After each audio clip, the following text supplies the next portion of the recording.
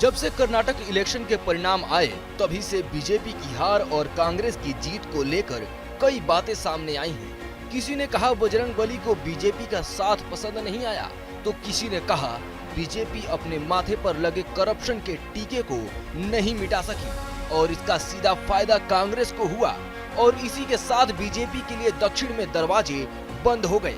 जिस बीजेपी की 2018 में देश के 21 राज्य और 71% आबादी पर शासन था, ऐसा क्या हुआ कि अब बीजेपी सिर्फ 15 राज्यों में 45% आबादी तक सिमट गई है।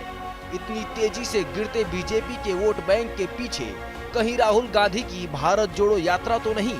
इसको जानेंगे और साथ ही समझेंगे कि आगे होने वाले विधानसभा चुनाव में बीजेपी के सामने कौन सी बड़ी चुनौतियां आने वाली हैं। राहुल गांधी की भारत जोड़ो यात्रा जब 4080 किलोमीटर का सफर तय कर कन्याकुमारी से जम्मू कश्मीर तक पहुंची, तो बीजेपी ने कांग्रेस और राहुल गांधी की काफी आलोचनाएं की थी और बीजेपी इस बात को साबित करने में जुट चुकी थी कि राहुल गांधी की ये यात्रा पूरी तरह फ्लॉप हो चुकी है। लेकिन कर्नाटक में बीजेपी की हार और कांग्रेस की जीत ने यह साबित कर दिया है कि राहुल गांधी की यात्रा फ्लॉप नहीं हुई, बल्कि उनकी ये यात्रा रंग लाई है। और कर्नाटक की जीत के बाद ये साबित हो चुका है, क्योंकि भारत जोड़ो यात्रा कर्नाटक में 21 दिन चली और 7 जिलों से गुजरी।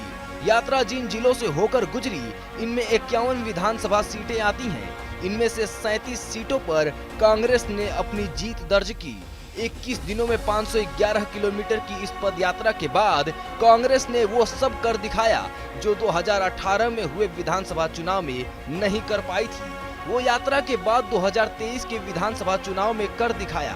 राहुल गांधी की भारत जोड़ो यात्रा कैसे सफल रही, अगर इस बात को जानना है तो आपको ये भी जानना होगा कि पीएम मोदी ने कर्नाटक के 31 में से 20 जिलों की 164 विधानसभा क्षेत्रों में चुनावी रैलियां की और सिर्फ 55 सीटें ही जीत पाई, तो वहीं कांग्रेस ने 90 सीटों पर अपनी जीत दर्ज की। इस बात से तो ये भी साफ हो गया कि दक्षिण में राहुल गांधी की भारत जोड़ो यात्रा का काफी प्रभाव पड़ा है। कर्नाटक में कांग्रेस की जीत के साथ ही बीजेपी की सत्ता अब 15 प्रदेशों में ही बची है और इनमें से भी अपने बूते पर सिर्फ 9 प्रदेश ही, बाकी 6 प्रदेशों में गठबंधन के भरोसे सत्ता में बनी है। इनमें से कोई भी राज्य दक्षिण भारत का नहीं है।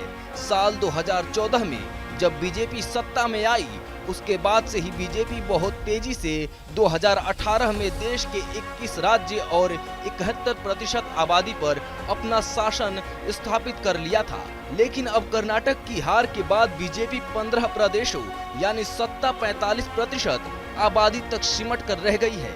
तो वहीं 2024 से पहले होने वाले विधानसभा चुनाव में बीजेपी को कई चुनौतियों से गुजरना पड़ सकता है, क्योंकि राजस्थान, मध्य प्रदेश, झारखंड और दिल्ली से लेकर बिहार तक बीजेपी के हाथों में नहीं है। इनमें से 3 राज्यों में कांग्रेस की सरकार है और बाकी बचे 2 राज्यों में आप और गठबंधन सत्ता में है।